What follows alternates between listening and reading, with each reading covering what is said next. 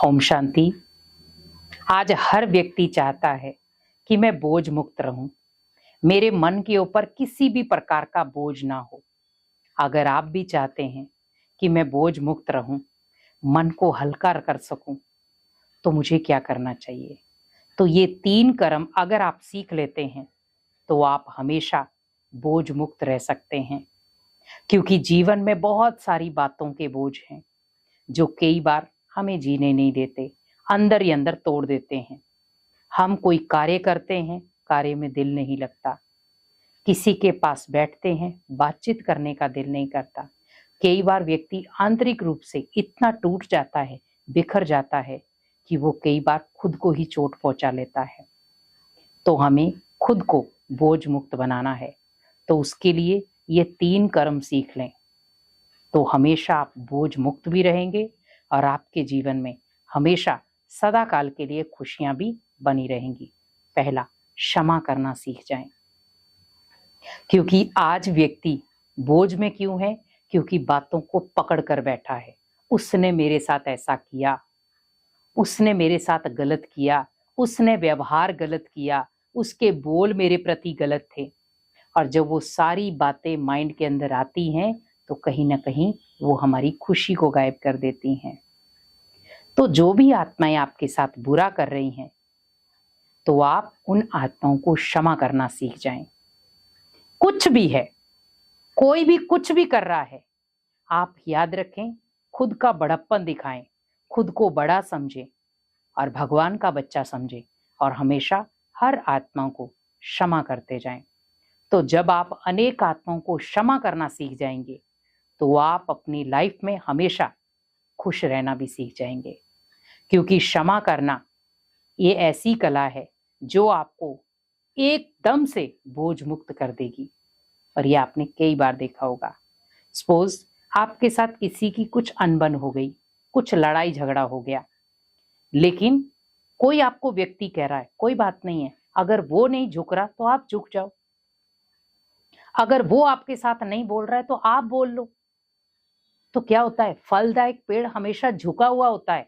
अगर आपके अंदर विशेषताएं हैं तो आप झुक जाओ, क्योंकि आपके पास फल भी है, छाया भी है। तो आप एक अनुभवी इंसान हैं, इसीलिए आप झुक गए।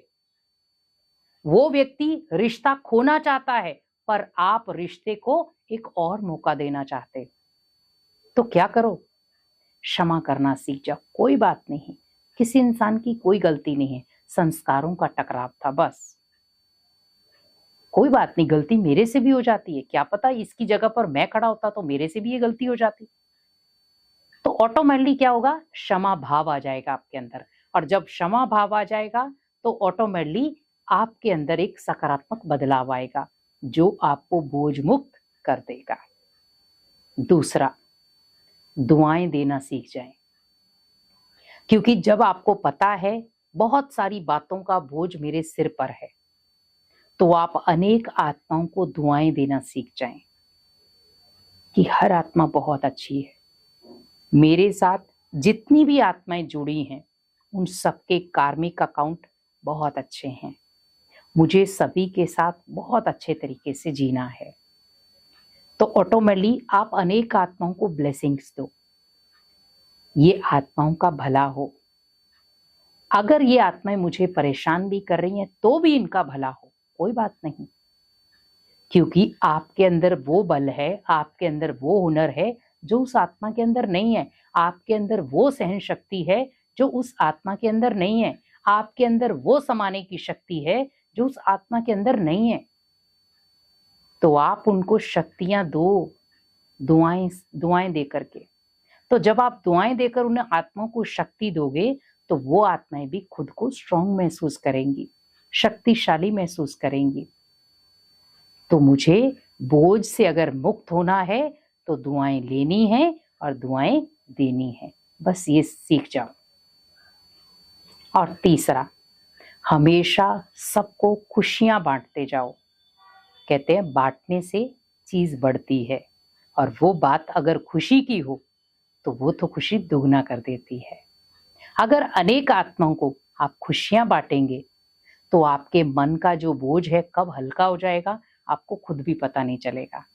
और ये आपने कई बार देखा होगा कि जब हम किसी को, मान लो सपोज किसी के साथ आपकी अनबन हुई और आपने उसे क्षमा कर दिया, आपको उस दिन अंदर से एक सुकून मिलेगा कि सच में आज जाकर मैं थोड़ा सा हल्का हुआ हूं, उस आत्मा के साथ थोड़ा बातचीत की, मैंने क्षमा कर दिया उसको। जैसे जब हम किसी को दुआएं देते हैं तो भी हल्के होते हैं, लेकिन जब हम किसी दुखी, अशांत, परेशान आत्मा को चेहरे पर खुशी देते हैं तो एक आंतरिक सुकून मिलता है और जीवन बोझ मुक्त महसूस होता है।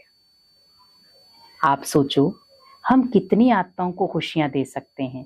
सुबह से लेकर रात तक कोशिश करो मुझे अनेक आत्माओं को खुशियां बांटनी है, क्योंकि भगवान मुझे खुशियों से भरता है, मेरे जीवन को उसने खुशियों से संपन्न किया है, तो मुझे अनेक आत्माओं को देना है। जितना देते जाएंगे उतना बढ़ता जाएगा, क्योंकि यही है कर्मों का सिद्धांत, जो दोगे वही लौट कर आएगा। लेकिन हम किसी को अगर बातों का बोझ दे रहे हैं तो रिटर्न तो मेरे पास वही आएगा, तो मैं किसी को बातों का बोझ दूं ही क्यों। मुझे देना है तो मुझे क्षमा करना है, दुआएं देनी है और खुशियां देनी है, जो रिटर्न में लौट कर मेरे पास आए तो मेरे जीवन को एक सकारात्मक दिशा दें और पॉजिटिव ऊर्जा से भर दें। ओम शांति।